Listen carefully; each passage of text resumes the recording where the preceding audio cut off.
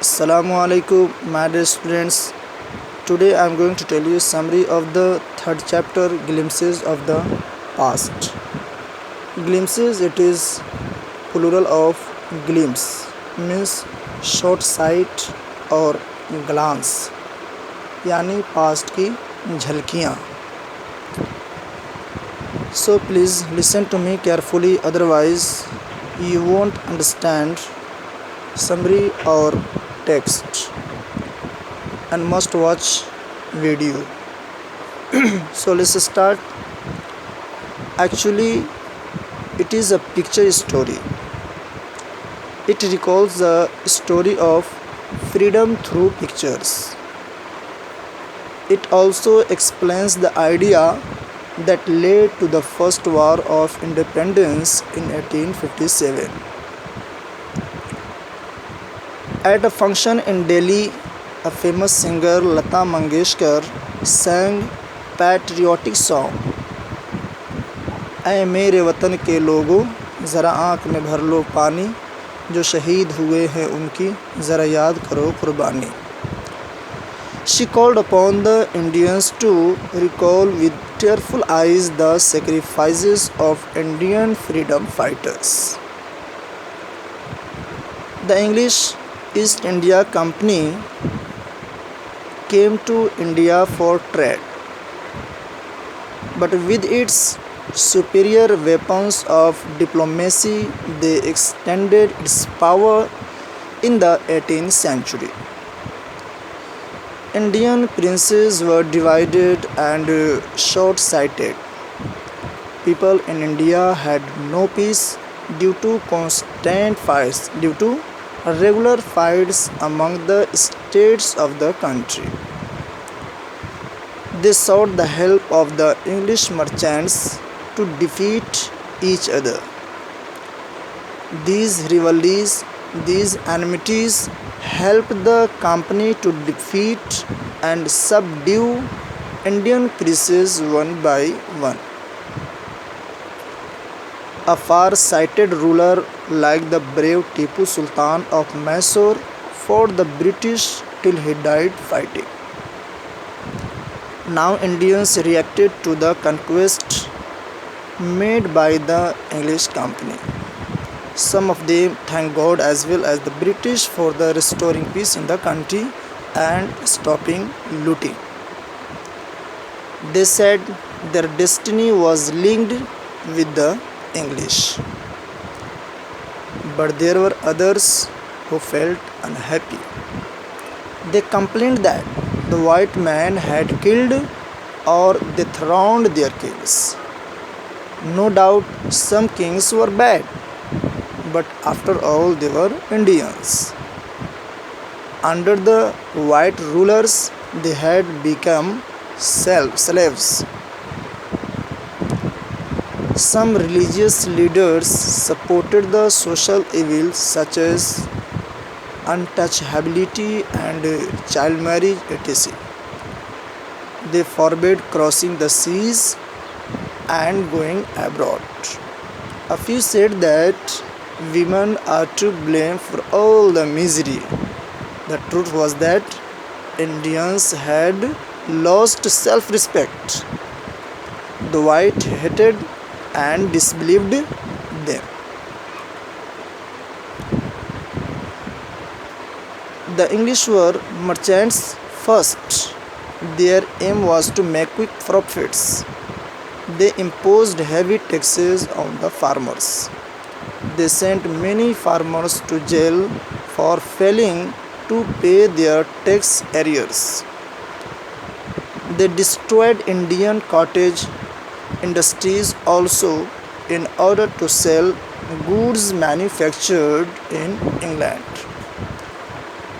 Thus they ruined Indian artisans and their business. Raja Ram Mohan Roy, a learned social reformer from Bengal, understood what was wrong with the country. He called upon the people to feel proud of their ancient culture and get the society rid of silly superstitions. He pointed out that all religions preach the same thing. He understood the importance of science and modern knowledge. He started newspapers, but the British stopped them in 1823. He crossed the seas and went to England to see what made the British so powerful. He then adopted the middle path. He agreed to accept the British as rulers, but they must remember the responsibilities of rulers towards their subjects. From 1765 to 1835, the British continued to oppress Indians. In 1818, they passed a resolution under which an Indian could be jailed without trial. The British officers in India drew huge salaries and also made fortunes in private business. As a result, Britain prospered while Indian industries began to die. Governor General Bentinck wrote back home about the starving cottage weavers. Indians were taught Persian and Sanskrit. In 1835, an Englishman named Macaulay recommended the teaching of English in India. English education produced clerks who were given petty jobs, mamuli jobs, but it also produced a set of intellectuals. They said that Indians should learn English, they should improve their economic conditions and then convey their grievances to the British Parliament.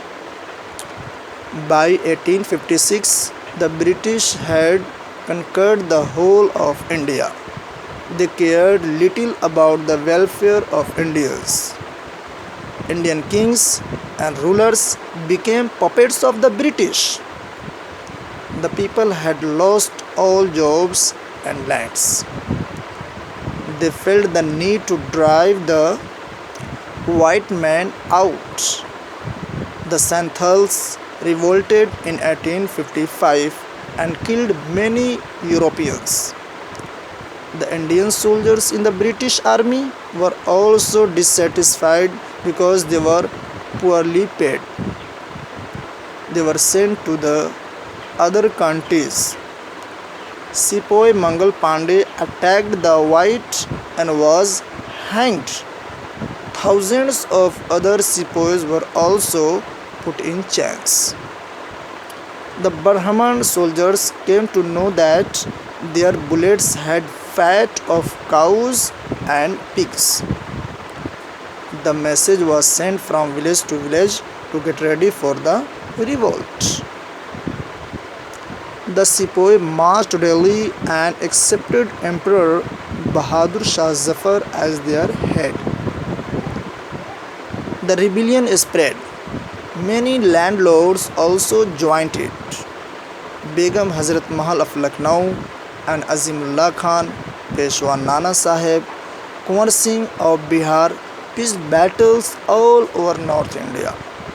So did the people in Bareilly, Kanpur, Allahabad, etc. This marked the beginning of India's first war of independence. Okay, thanks, goodbye.